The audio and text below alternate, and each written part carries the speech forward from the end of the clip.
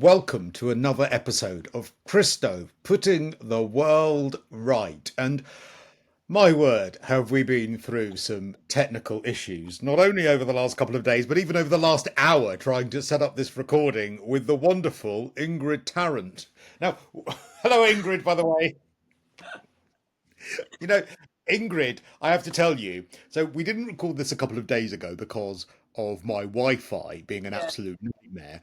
And so we've managed to sort that out. And then we started recording this like a little while ago, about an hour ago, actually. Well, We it were was using an hour and 10 minutes ago, actually, to be totally precise.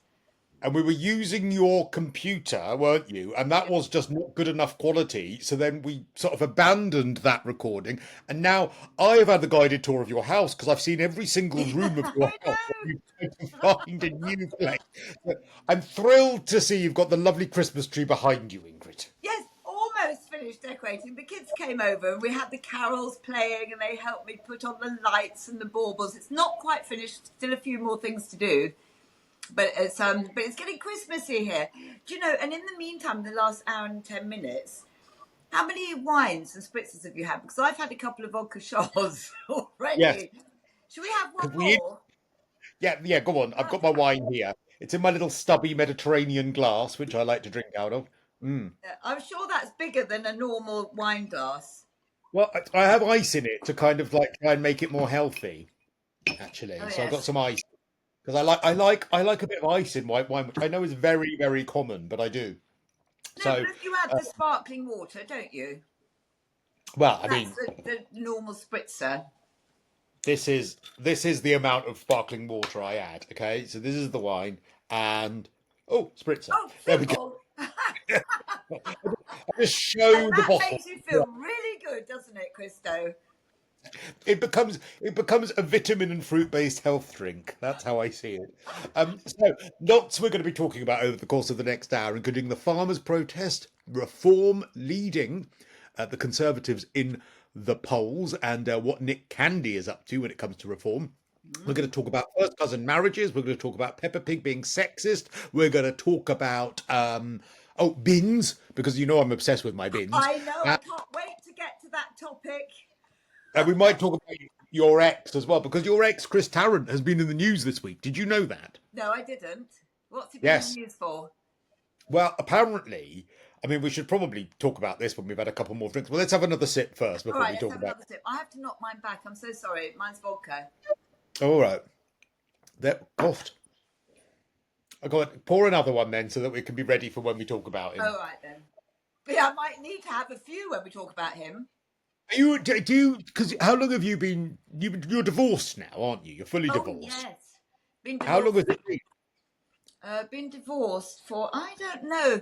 Um, well, we split up in 2006, and then the divorce happened over the next year or two. So where are we now? So 18 years. Wow, Yeah, seems really. I thought you were together way more recently than that, and he, because he was a naughty boy, is that right? he was a naughty boy. Yeah, He so he that's that. he, So to he me, was. it's like bye. How did you find out he was being a naughty boy? Oh, I got private detectives on him. You did not. I did. Have I not told you this, Christo? People know this. Yes, it was in the paper.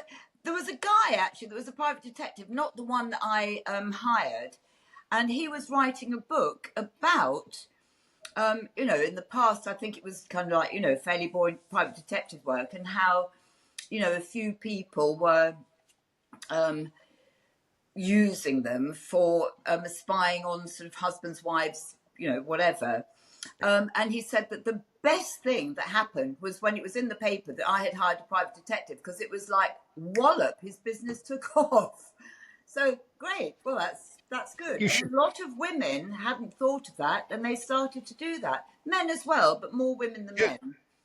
And so you went to a because this is the kind of thing that happens in the movies. Like I watch a lot of Dallas, and Oh Jr. yes. is always putting private detectives on poor Sue Ellen. And so you actually went to a private detective, and what did you think was happening? What did you suspect about Chris? I had a gut feeling, um, and I asked him outright. and somebody said to me, well, if you'd been asked outright if you were having an affair, of course you're going to say no, aren't you? And I went, no, I don't think I would. I think I would. I don't know because I've never been in that position, but I think that I would go like, I'm really sorry. I yes, I am, and this is the reason why, and I don't know how to deal with this, but I wouldn't lie. I'm not a liar. I'm not a good liar, Cristo. So you confronted him, he denied it, so then you decided to go for a detective. And what did the detective come up with? Pictures and time frames and then I put a tracker on his car as well, so I could monitor where he was going as well. Oh no, honestly, it was. Do you know? I can laugh about it now, but at the time, it was absolutely awful. I would slither across the bedroom floor when he was asleep. Nobody knows this. Is the first time I'm sort of saying this publicly. Others know it. To get the keys to one of his cars, because one of the cars was wired up with a tracker, so the battery would never go flat. But then I got a burner phone and I put it in the other car, and I had to recharge it every few days. So getting the keys to get to his car, to get into the back, and then charge the phone, and then put it back again was it's almost comedic now, but it wasn't at the time, I can assure you. So so you would be sharing a bed with him at night, and you'd have to slide out of bed and go and steal his car keys, what, out of his trousers, and then go down to the car in your nightie Yeah, and retrieve the phone. yeah. And then, but I'd have to open the car so it would do that awful in the still of night that it just echoes, when you open the car, beep, beep, like this and everything. But it's so extra, extra loud. And it was a gravel drive. So I'd go out in bare feet because it was quieter. Oh, it was insane. Honestly, Cristo, it was insane. But anyway, And that's so what I did. because is he still with the new partner that he was with during that time, or is it someone No, else? no. And I wish he was. Um, and that might sound a little bit strange, but I wish he was because then it would have been meaningful. It would have been worthwhile. It would, I totally accept that people can fall madly in love with somebody else, and it just hits you by surprise.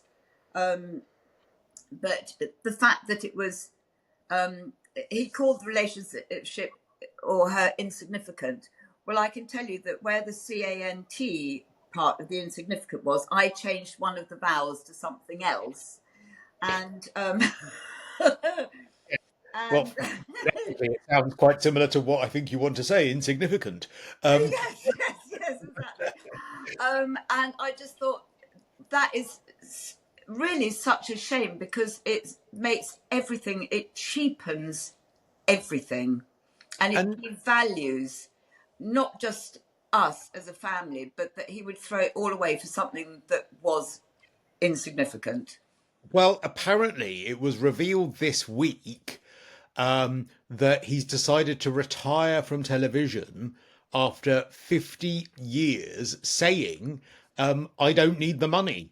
Without sounding silly, why am I still doing this? He was talking at the Trick Awards lunch, and basically he says, I can do what I like now. I've got enough money. I don't need to do it anymore. I mean, he was incredibly wealthy at the time, wasn't he? He was earning a lot when he was Yeah, broadcast, right? he did eventually earn a lot and become hugely successful. Actually, do you know, I thought he had already retired. I didn't know that do you know, I am really out of touch, but anyway, but yeah, good for him, good for him. Yeah, He that deserves it. After 50 years, he's worked very hard. He became that, sadly, is what was the end of our marriage, was the beginning of the end of our marriage, because fame and fortune went to his head.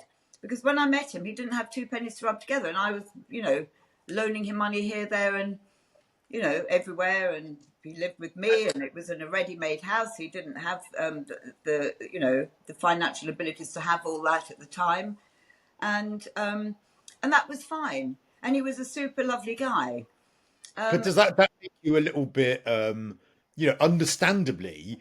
it must be difficult not to feel a bit of resentment when we've never spoken about this. I can't believe we've never spoken No, about this. I can't believe it either, actually. It must In be. fact, I can't believe I was thinking about it now because I'm kind of slightly quite sort of like God because I don't want it to sort of like open up a whole barrage of whatever because it was a horrible time at the time.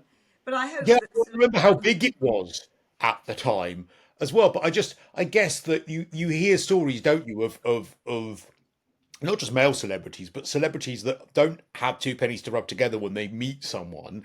And then there is that partner behind the man, the woman behind the man. And then the man gets famous and then ditches the woman that looked after him during that time when he was making a name for himself. And I imagine for some people, I don't know whether you feel a bit resentful about that, but I imagine that must be a little bit anger inducing sometimes, or it would have been. no, do you know, I don't feel resentful at all, not at all, and I don't feel angry either. I'm having a wine for this, love, but go on. What's that? I said, I'm having more wine. I think I need it for this. Oh, well, okay, let's go. Cheers. I wish Cheers. we were in the same room, Cristo. I miss being with you. I miss touching you. Um, but yeah, you think it's fine to that sounds dodgy. You think it's fine that he's retiring. The other weird story that came up this week, which was really weird, was did you know about his feud with Kerry Katona? No. So a few years ago, I don't know why this story has popped back up this week. It's really weird. But so it was in well, it happened a few years ago, but then it was in Closer magazine this week, and I don't know why it's popped back up on the Closer website. But apparently, do you know Kerry Katona? I do. I met her a few times actually, yes. Well, apparently, She's super duper um, lovely. she's what super duper what? Lovely. She's Yeah, a well, lovely girl. I found her, I can only speak as I find, and I thought she was really nice.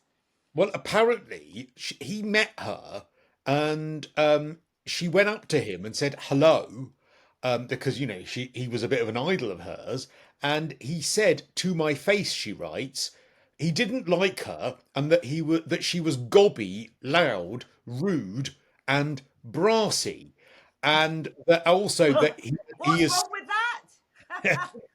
and that he had said in interviews before that the reason he doesn't want to go on reality shows is because he doesn't want to end up like Kerry Katona. And she wrote about this in her column a few years ago, saying how heartbroken she was. And for some reason, it was reported again this week, the same story, because she put an Instagram story out about it apparently a few years ago. So I don't know why it's popped back up. But then loads of people. Does that sound like the kind of thing that Chris might say to someone that he's just met? Yes. Do you know? Unfortunately, it does. A very, very good friend of mine.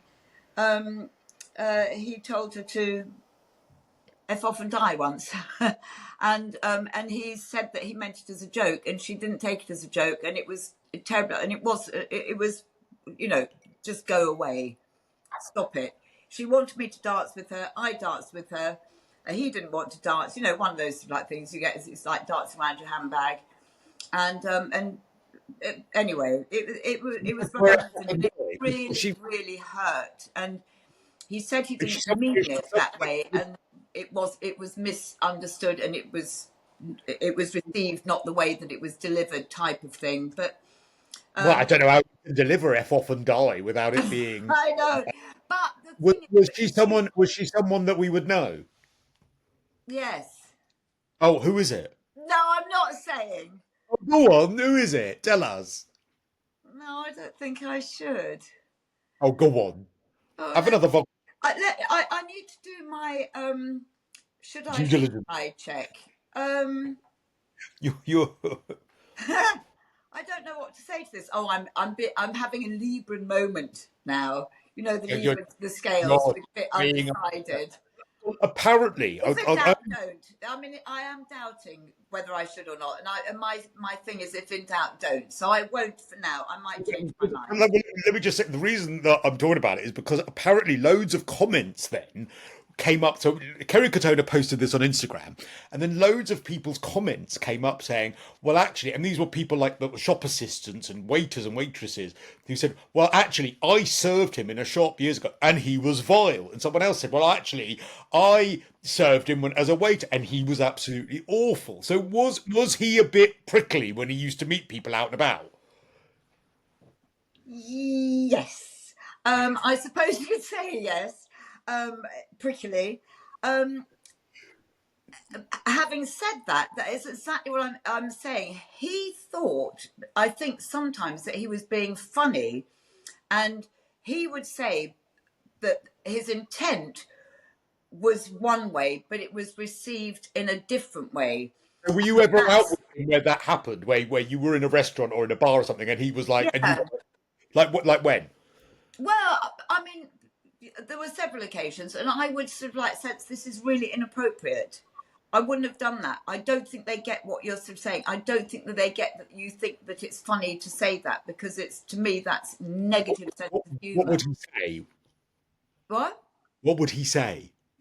Um, Similar things like and dive, you know. um, it would be rude and just say, even things like sort of, oh, you're ugly. Who would want to kiss you? You know, I mean, Was this to fans or silly was things. this It to was friends? kind of childish. It was almost childish. I'm not defending him, but But I'm just trying to. was this to fans or to friends? Oh, to everyone. Well, he would say to people like, "You're ugly. Who wants to kiss you?" Like people he's just met. Well, yeah. But I don't know whether I kind of admire that. I That mean, like I I've got this vision in a Greek restaurant. I'm so sorry. It's just like in a Greek restaurant where everybody had far too much metaxa, and it was, it went along those lines. that is so funny. But like I kind of admire it in a way that like having no filter whatsoever. But like in an age where we're all so unbelievably filtered. I mean, it is Yes, rude. you're I mean, there's right. no way of putting it, but at least he's not on sort of tiptoes around people. I wonder if there's a part of us that But is all he on the we be like that. spectrum? Say that again. But is he on the spectrum? No, not on tiptoes. But is he on the spectrum? Because a lot of people now are saying that people that don't have a filter and don't read the room, they're, Yeah. Well, I don't know. You married him. I don't know. You tell me. I don't I know. don't know. Actually, do you know, I don't know, because I don't know any of this. I just like think, on the spectrum, everybody's on the spectrum as far as I'm concerned, because that's what people are rolling out now. And I'm just like thinking, oh, do you know, I'm so over that. I That's just, kind of like the excuse for absolutely everything, isn't it? well, I just can't believe we've never spoken about him. I can't Nor believe can we've I. spoken about him. I bet it's so weird that we never have. But I think it's just like I think I've always, and also because we've been on a proper sort of not YouTube isn't a broadcast, but because we've been on a station, I've been a bit more careful about wanting to ask you stuff. So, by the way, who was the friend that he said "f off" and die to? Wait, let me think about this. I might tell you at the very end. But I All right, must, all right, if in deal, doubt, don't. That's my deal. motto. Have And I'm another not vodka sure that shot. I should. I'm having another sip of wine. Have another Oh, vodka so shot. am I. You're going to make me drunk so that I'll get loose tongued, aren't you? I Because I think can't. the You can't drink alone. I won't allow anybody to drink alone. thing is, Ingrid, I don't need to get you drunk to be loose tongued. I wish I did. Cheers. Score. So, let's talk about the farmers' protest because, Yes. from what I understand, you went up to London to the farmers' protest, and it was on a day you went on a tractor with a farmer that you forced into using his tractor, Yes. and then there was no tractors in London on that day, and you were the only tractor that was driving around London on that day because it was a day that the tractors weren't there. Is that right? A few weeks ago, you did this. Absolutely correct. The only tractors that were there were little kids on their plastic tractors who were about sort of a foot off the ground. And they were this great big John Deere. I know it's a John Deere because I had to pay the congestion charge. It's not ULEZ compliant. You don't Well, have. It is ULEZ compliant, so you don't have to pay that. But I had to pay congestion charge. But I'm not sure that I really did. Actually, going off on a slight tangent from the farmers' protest, which I feel very strongly about. Interestingly, when I put the number plate in, because I said, I'll pay petrol and all this and, whatever, to the farmer. or diesel, pink diesel, there's another thing. Can you do pink diesel in London? Because you're only supposed to do it on agricultural land. Does Anyway, I'm diesel going come off. in different colours? Does diesel come in different colours? Yes, pink diesel is cheaper, and it's for agricultural use only. So you Oh, only use it within the agriculture if environment. I had a car that was diesel, Ingrid, I would only use pink diesel. Do you know, I'm so tempted to do that because I've got a diesel car. I bought a diesel out of protest. I mean, it has backfired because it's cost me £808 a year for the road tax. But I just think, do you know what? I am so angry, and on principle, I'm not going to be told what to do by that little runt of a man that is fleecing us all. He is a little runt of a man that is fleecing us all. Of Yeah. course, you're talking about Sadiq Khan, but Yes. also And who's going to be nominated for a knighthood? Well, I've signed a petition. No, no, no. Have you? I'm writing that down because I think it's such a good quote. Fleecing us all. He is. And I don't know why he's going to become a knight. I have absolutely no Well, idea why. hopefully he's not. But Cristo, you've got to sign the petition. Well, there is a Everybody petition. must.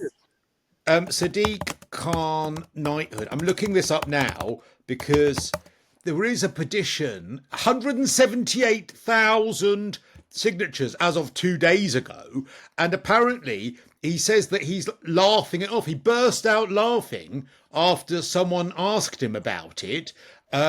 He said basically nearly 200,000 people, he was asked, nearly 200,000 people have signed a petition to block you getting your knighthood. Do you admit that you're actually a nightmare? And That's brilliant. the question, it was Matthew Goodwin Freeman, who was the councillor who asked that question from the London Assembly. And the question was ruled out of order by the event's chair, the Labour Assembly member Leonie Cooper. But Mr. Khan burst out laughing, and then it was pointed out. He said then, I'm too busy being the mayor of London to indulge in these sorts of conversations. Let's Oh, wait to see what the Cabinet Office and the King announce on January the 1st. He's such a repellent little oh, vile man. He what an really is. arrogant man. Well, I just hope King Charles steps up and he vetoes it because ultimately he decides. And I love King Charles. I really do. I think he's had a tough time following in his mother's footsteps. I think Oh, impossible. That's a he's had a difficult tough time, act. obviously, with his illness. But the problem is he'll do what he's told by the government, number one. And secondly, my fear is that because King Charles loves all of his environmental stuff, he will think, oh, well, Sadiq Khan, even though the ultra low emission zone has had very negligible effect on London's air quality, Yeah. and even though all of these low traffic neighbourhoods and everything that Sadiq Khan loves are having no effect other than to raise revenue, the king will be told that it's all wonderful and that Sadiq Khan is an environmentalist and that's why he'll sign it off. Do you remember when you were on my Do you show? think he will? Because I think King Charles has got to flex his muscles because we haven't seen any flexing of the muscles at all. And actually, going back to the farmers, Yeah. exactly as you rightly say, he's very, very pro nature and preserving nature, living side by side with nature, working together with, that it's symbiotic. But I haven't heard him say anything. Right? But It's he difficult can't get now that involved he's king. in it. He was in a better position as a prince. But then he has He tried, can't get if you like. involved in politics. He cannot be involved. The No, farm but William can. protest is a political story. The farmers paying inheritance tax is purely politics. Now, you may absolutely think that it's a terrible policy, and everyone would have the right to say that, but the king cannot intervene in something No, political. but William can. So when Charles, No, when no, no Queen, royal can. what? No royal can.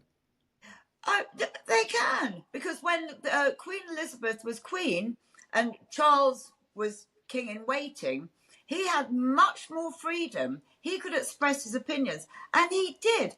And if you think about it, the whole Duchy of Cornwall, everything that he set up there, the Prince's Trust, represented what he felt in his heart. And then you can do that as a socio-political mergence, if you like. Nonetheless, it does merge with politics.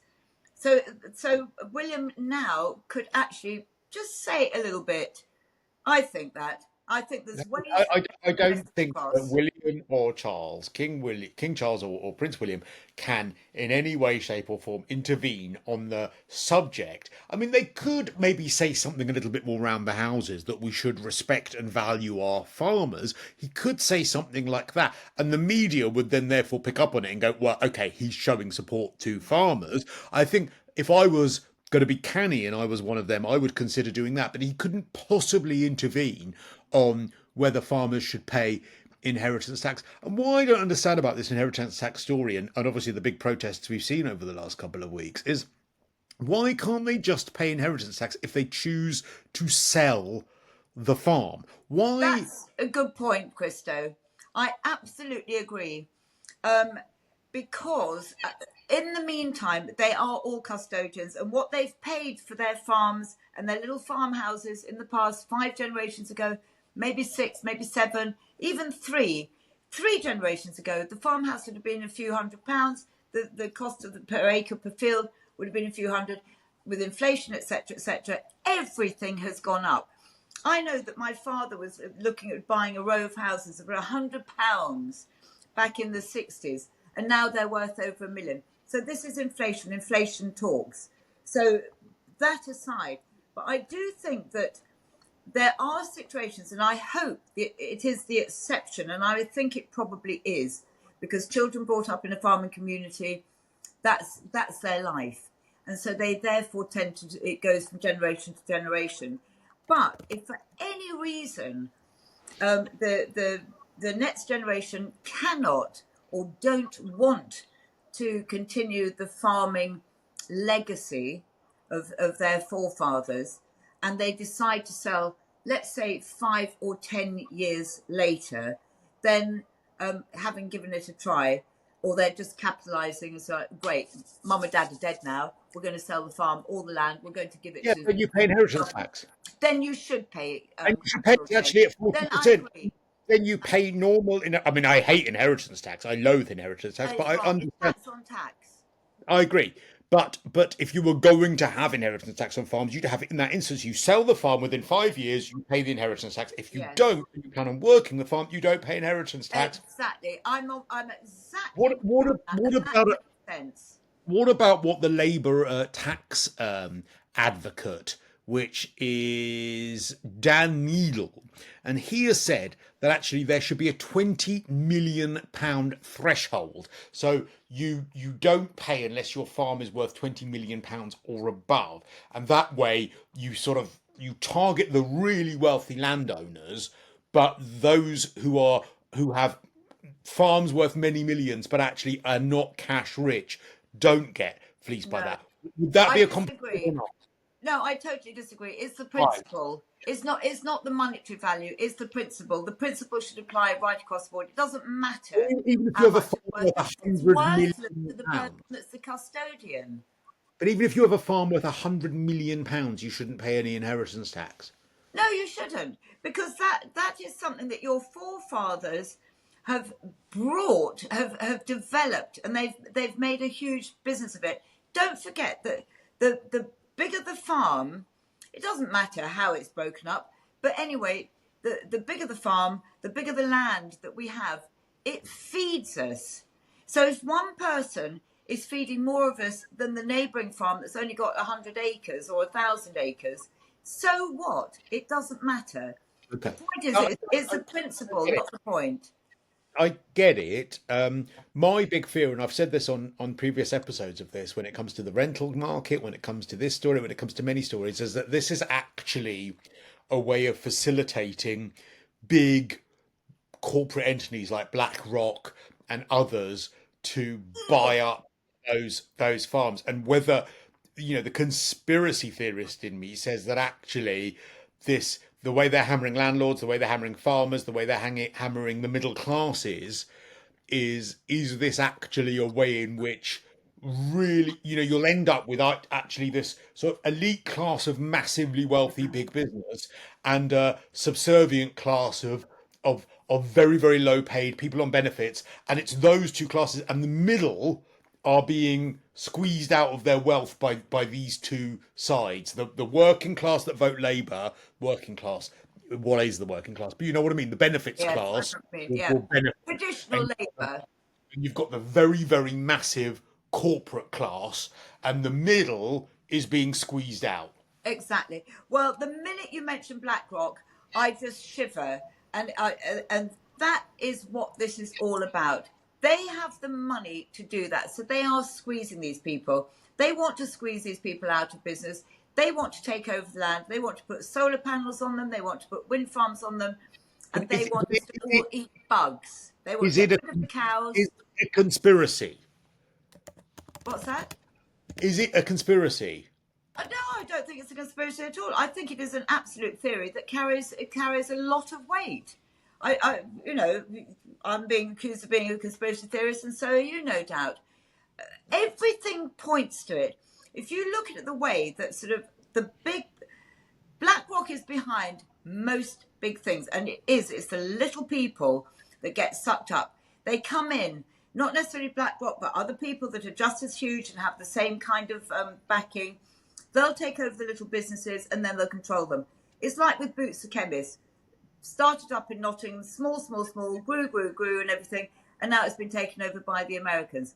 What are Boots famous for? Quite apart from number 7 makeup and Rimmel and cosmetics and everything, the pharmacy side of things.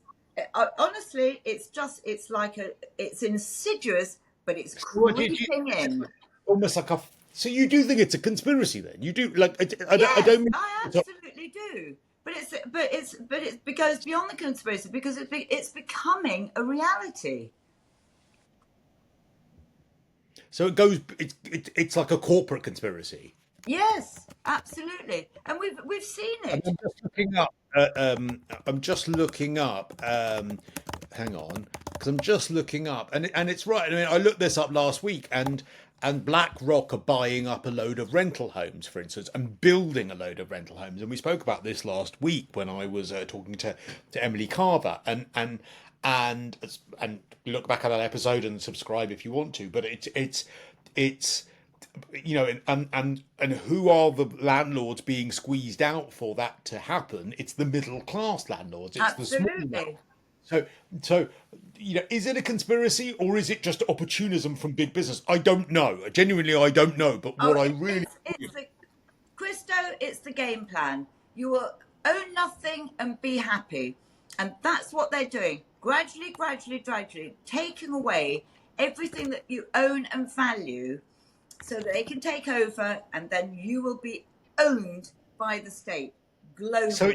so do you believe that we are heading for this Yes, sort of corporate class of elites and yes, subservient class of workers and those on benefits and yes, the so that's sort of going back to Marxist times of the yes, proletariat, the communist what were they called? Well, the proletariat were actually the workers, sorry, and the elites were the ones who sort of ran things. yes. Well, we're the peasants in that equation, aren't we? Yeah, Totally. well, We're controlled. the proletariat and the bourgeoisie, that was it, wasn't it, in Marxism? It was the proletariat were the workers and the bourgeoisie were the owners, and there was very little in between. And like I don't know. I mean, I feel like I'm about to be covered in tinfoil. Oh God, I've worn my tinfoil hat. I went on a demonstration march, and I had some aluminium. Well, I took some aluminium from the restaurant, and I created a little hat. And I just thought, right, I've now declaring myself as a tin hat foil wearer. Of all the people I know, you are the one that I would have thought would have done that. Okay, let's have another drink. Cheers. Cheers. Oh, hang on, I need a little top up. Oh, can't believe you down them as shots. It's terrible. I'm going to do half a glass now because if it's a whole glass, I can't do. It's hard to measure half. Oh, it's about 3/4. Here, Right. Krista. Cheers. I love doing this with you. I love having you. So who was the woman that Chris told to F off and die? Well, you see, I know you want me to knock them back, so I become Lisa. Wait, I shall. Let me just wait and see whether at the moment I'm still in doubt, and then and the You don't. said you'd reveal it at the end, People are going to be waiting to the end of this for you to reveal this. Okay, let's talk about reform. So they are now Yes. literally, apparently, in second place, a couple of points away from Labour. They are the party. We've got Nick Candy, the huge property billionaire, who's now thinking about like backing. Well, he is backing them. Apparently, he's going to go out and see Elon Musk in America. What do you think?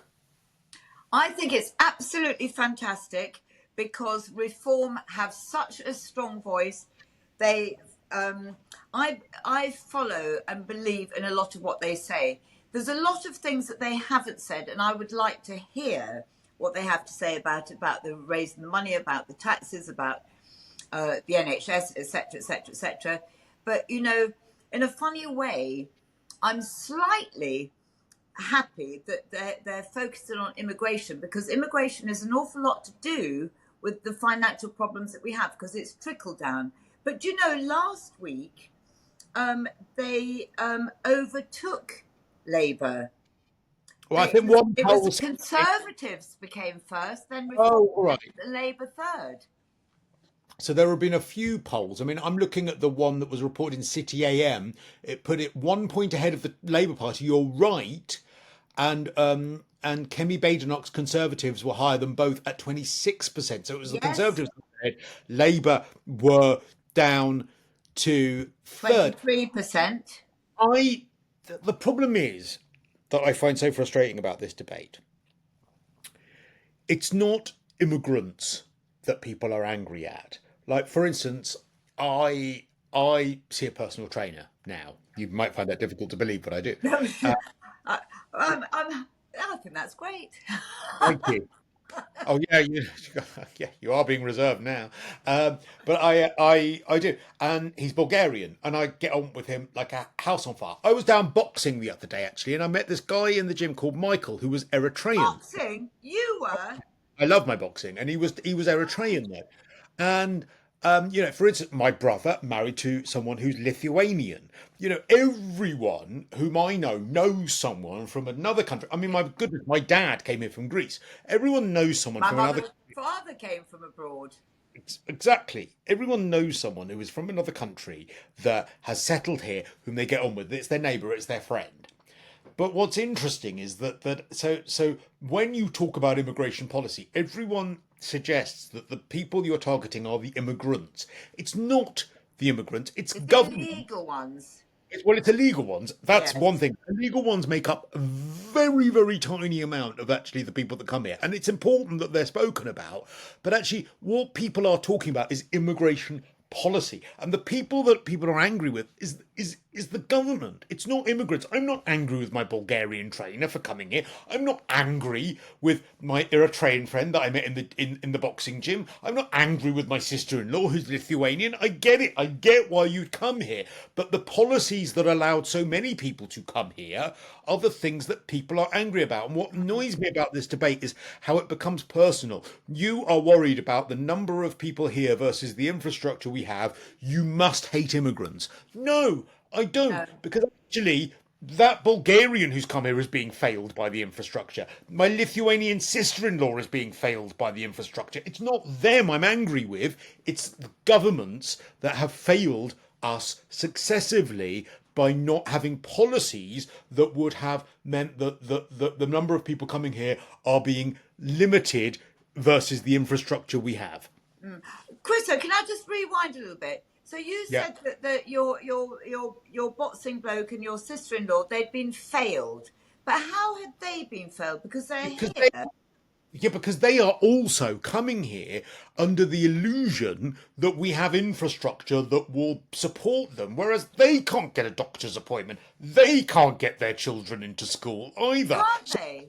no, because no one can. And so this idea that But we hang have. on, but the illegal immigrants can because they can get doctor's appointments, free medical attention and treatment, Well, operations, everything. and So are you saying that there a really different is story. their And I'm right not way? I'm not saying, sorry, that's a different story.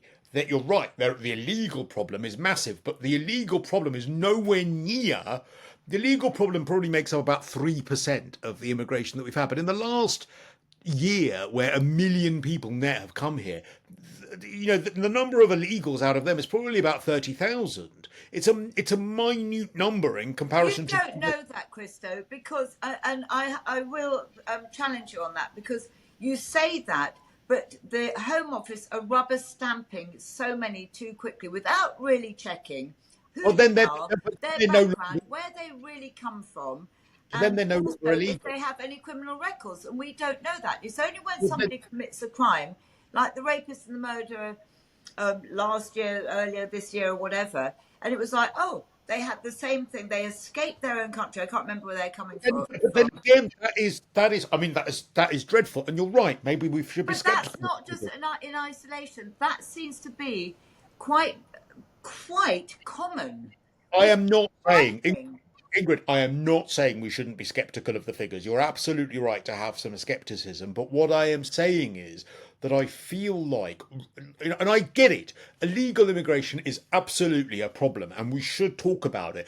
But my fear is that we get so distracted talking about illegal immigration and the cost of it that we actually forget that even if 10% of people that were coming here are illegal rather than 3%, that's still 90% that government policy is allowing to come here when we do not have the infrastructure. And we're failing the people that come here. We're failing the people that are here already. We're failing the people that have come here over the last 20 or 30 years that thought that they would be getting and paid their taxes and thought they'd be getting doctors and hospital appointments.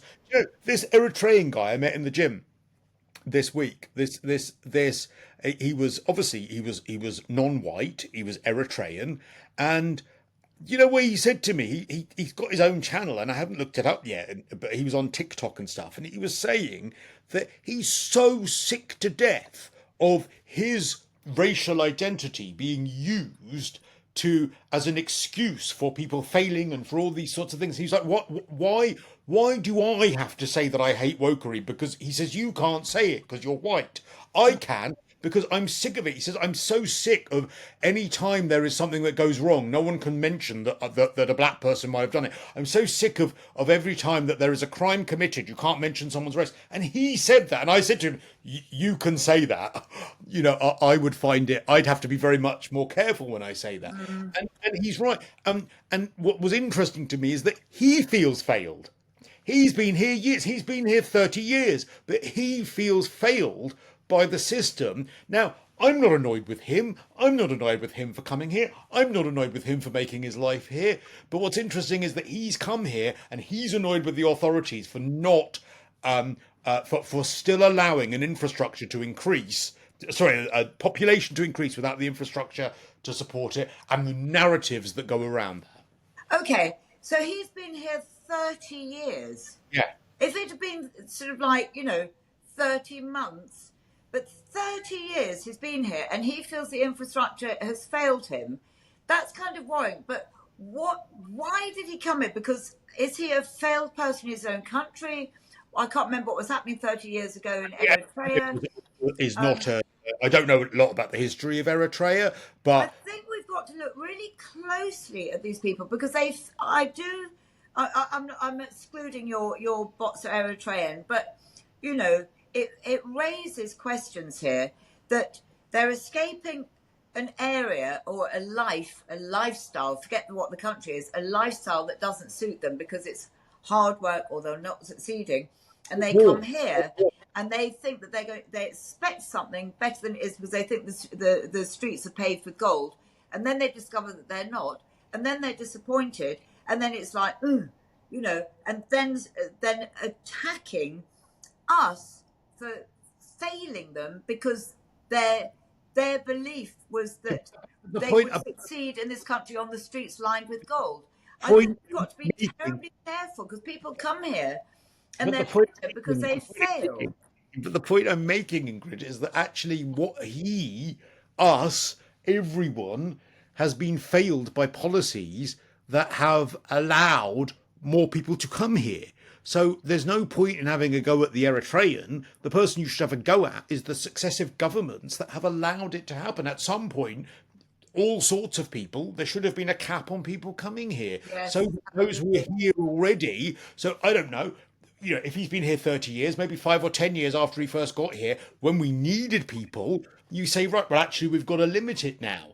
And so I think he has the right to be annoyed by the narratives that are taking place in this country now, But he's because still here, which is quite interesting because an awful lot of people do that. They come here and then they diss the UK at the same time. And I'm just thinking, actually, can you just show a little bit of gratitude for what you have actually received well, in in fairness, lifestyle and whatever? So he was more I get dissing. irritated by people. No, I wasn't, because what he was dissing, I mean, maybe I shouldn't have been, maybe I should have not been, maybe I should have been irritated because I actually happened to agree with him. He was dissing the narratives that happen around immigration and around his race, and the fact that we had such an interesting conversation about the fact that actually life is hard, and how much it irritates him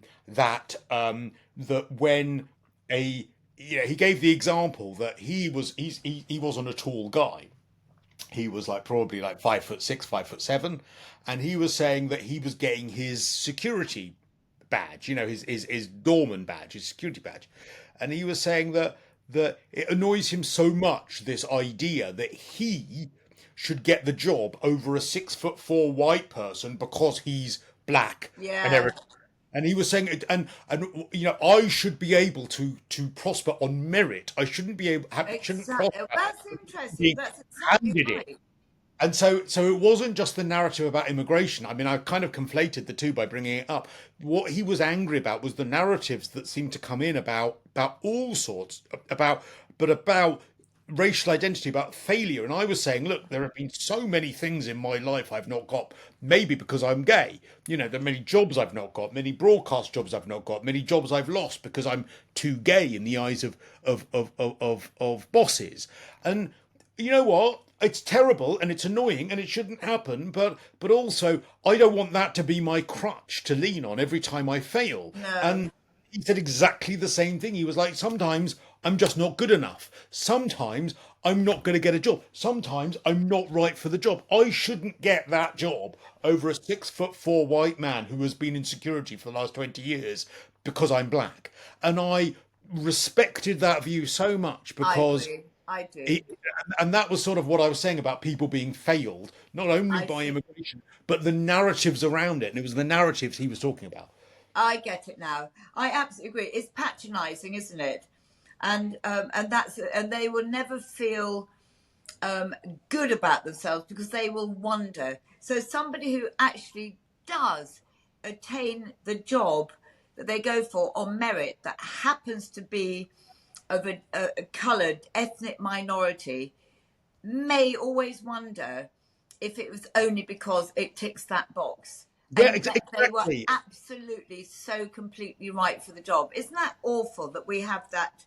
And in any kind of minority or any kind of repressed sort of group that might have had trouble getting any kind of job, this sort of tick box mentality Mm, is something that but what is interesting is that it's actually starting to annoy the people from those groups. I don't want to get a job because I'm gay.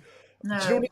And okay, it's not the same as having a racial identity, but it's different. But I don't think you should get a job because you're a woman. I think it's a nice consideration to have. I think it's nice to go, you know what? She's great at that job. She happens to be a woman, not she's a woman and she's got that job.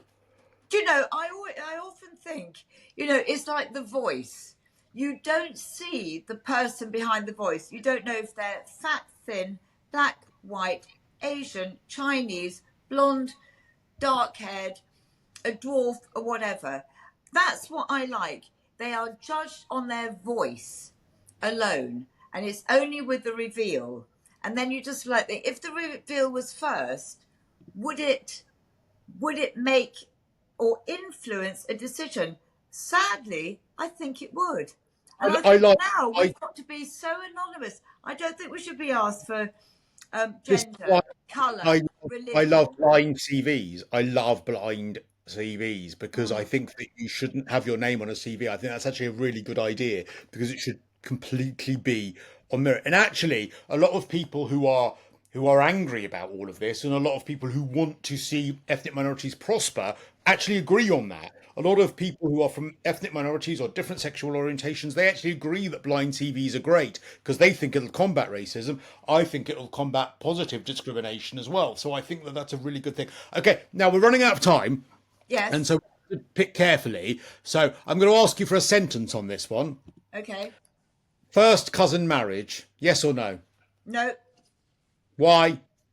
Too many health problems. Proven health problems, inherent incest. The last, that's what more than one sentence, isn't it? But no, but I respect. Let me just say this: I do respect the culture of Asians, and actually, it's only in the beginning of the 18th century, that we stopped doing as well. The last person to do it was Victoria, married her cousin. Prince Albert was her cousin. We know better now, and I absolutely agree. First Yeah. cousin marriage is ridiculous, and actually they found, where was it that they found that actually it was in Bradford, and this was a few years ago, because actually it's about, I think, 6% of birth defects are in first cousin marriage as opposed to the national average of 3%. But then when they did a study in Bradford, which has a very, very high proportion of ethnic minorities that South Asian heritage that decide to engage in first cousin marriage, they actually found that 43% of birth defect deaths were from families of parents who are of first cousins. So in Yeah. the areas where has a high South Asian concentration of residents, it's way higher than Yeah. the national average. Why are we allowing children to be born with birth defects? Why are we allowing children to die? Why do we have MPs in the House of Commons who are speaking against it, saying that actually we should have better screening in the NHS for these things and better education, like the NHS doesn't have enough to do? No, you shouldn't be able to marry a relative. It's No. wrong. It's not But right. do you know, Cristo, they in at home, and I'm not. And home is now to a lot of these people is England, but it where sort of like in their own homes in their own countries, they do have advanced genetic screening to just check that there aren't any problems that pre-existing problems that would prohibit a marriage, and that's before marriage. But I will say something, and isn't in defence at all, because actually I find it too close, and therefore I kind of put it in the incestuous category. But I will say, quite interestingly, when I was checking this, a woman, a British woman, white woman, whatever, a Western woman, over the age of 34, she is at a higher risk of producing a child that's got chromosomal abnormalities and Down syndrome and autism. A father, an older father, so irrespective of the age of the mum. And I But have to why? say, very That's often in different, these though. cultures, there are older men marrying very much younger girls. Yeah, that's There's a different. That's different. Because there was an NHS trust that actually used that language to compare the two and said actually that first cousin marriage, I think was actually a Bradford NHS trust, is not dissimilar to the kinds of issues faced by a woman over 34. Well, but those are very different things. A woman over 34 having a child is it is still a natural way of someone having a child if they're over 34. They may be a higher risk and they should have screening, but absolutely. But if you're choosing to marry your cousin, I think that is a very different thing, and there shouldn't be a comparison between those two no, things. but Christo, one thing I will say, and this sounds like I'm just backtracking, and I'm not. I'm hugely respectful of people's culture. And this is going to get me into so much trouble, but it's like with, in Kenya with I've forgotten the name of the tribe now, but that's the vodka. You've made me knock them back because you're trying to prize something out of me for later on. But with female genital mutilation and stuff like Yeah. that. I mean, the thought, being a woman myself, is just absolutely abhorrent. but it's in their culture, and that's what No, they've no, always done. no, See, I no, find circumcision, I, put that in the same kind of like vein, I agree. and so I we agree. have to allow No, for people's. Do you not think? But no, that's but because I we're think British. there is, and We eat there is, cow, but the Hindus would just go, "This is the most awful thing that you could do."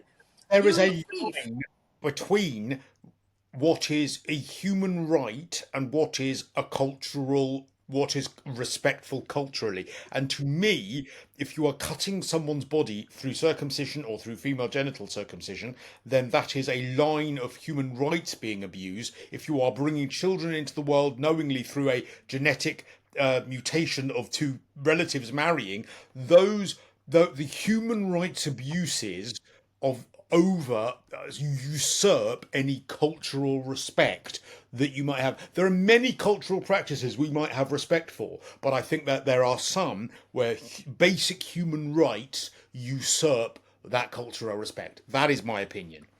Yeah, but it's human right in our culture. In other people's cultures, there are lots of Someone different. without consent is wrong in any culture. But we Any, had arranged marriages. It wasn't long before. Look at all the royals. That was arranged marriages to keep it sort of, you know. and that was if it was between first cousins, that was wrong. That was wrong. Oh, Queen Victoria married Prince Albert. They were first cousins. That was wrong. They shouldn't Yeah. have done that. We know better now. We I do know agree with you, better Cristo. I now. do find it's too close that it's in my mind. I would label it incestuous. Um, All right, but all right. Anyway, we're going to call this to a halt because I want to all talk right. about being. Because we were talking about positive discrimination. Well, Rotherham Council is going to issue £2,500 fines to locals who place rubbish in the wrong bin, even if it is Yeah. I'm mis. so glad we've hit this topic. You would be fined every single week, Yeah, Cristo. because I shove everything in together. I just shove everything. Yes. My council, and the reason I talk about this in the form of positive discrimination is because my council did a consultation. You'll have heard this before on changing our bin collections to once a fortnight, and they asked me more questions in that consultation about my gender identity than they did about my bins. So now, because they collect them once a fortnight, I now am doing my own dirty bin protest, and I just shove everything in the recycling bin. I don't care anymore. Screw them. They can't collect my bin then I don't care. Well, you should care.